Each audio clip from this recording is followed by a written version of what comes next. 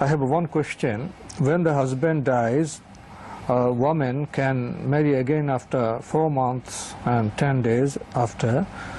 When the wife dies, when can the husband remarry again? তিনি যে প্রশ্নটি করেছেন সেটি খুবই সুন্দর প্রশ্ন। সেটা হচ্ছে, যদি কারো মানে হাজবেন্ড মারা যায়, তাহলে তিনি যেহেতু তার একটা ইদ্যত আছে, ইদ্যতুল মুতাওয়াফা আনহা যাওজুহা, মানে যেই মহিলার স্বামী মারা গিয়েছে তার একটা মানে এই মৃত্যুর কারণে একটা ইদ্যত রয়েছে।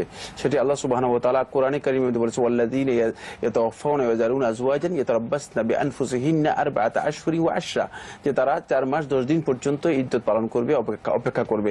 এবং এটা মূলত ইসলামী শরীয়তের মধ্যে ইদ্যত হিসেবে ঘোষণা করে দেওয়া হয়েছে অনেকগুলো কারণ। তার মধ্যে অন্যতম কারণ হচ্ছে তার মানে সে যে স্বামীর অধীনে ছিল সেখানে সন্তানের বিষয় আছে, মানে তার আদৌ মানে সে কি মানে সন্তান সম্ভাব্য কিনা, সম্ভাবনা আছে কিনা, অথবা তার মানে এই বিষয়গুলো পরিষ্কার হওয়ার জন্য, স্পষ্ট হওয়ার জন্য মূলত তার ইদ্যতের বিষয়টি এসেছে।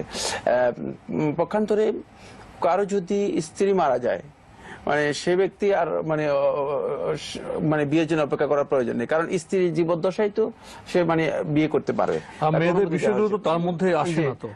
এবং যেহেতু স্ত্রীর মানে জীবদ্দশায় বিয়ে করা তার জন্য জায়েজ রয়েছে, সুতরাং স্ত্রীর মৃত্যুর পরে সেখানে অপেক্ষা করার বিষয় নেই। আর ছেলেদেরকে এখানে অপেক্ষা করার বিষয় এজন্য আসেনি যেহেতু ছেলেরা মূলত কোনো বায়োলজিক্যাল কোনো কারণ না, কোনো কারণ নেই, ছেলেরা সন্তান ধারণ করার কোনো ক্ষমতাই তাদের নেই।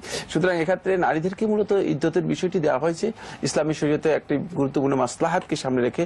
সেটা হচ্ছে নারী যাতে করে মানে অন্যত্র বিয়ের আগে সে মানে তার যেই মানে দায়িত্ব আছে সেক্ষেত্রে তার মানে সন্তান সম্ভাবনা আছে কিনা, মানে এই বিষয়টা স্পষ্ট হওয়ার জন্য, ক্লিয়ার হওয়ার জন্য, এবং স্বামীর বিষয়ে তাকে সুস্পষ্টভাবে একটা নির্দিষ্ট ইদ্যত দেওয়া রয়েছে যাতে করে মানে সে এখান থেকে কমপ্লিটলি নিজেকে মুক্ত করে নিতে পারে।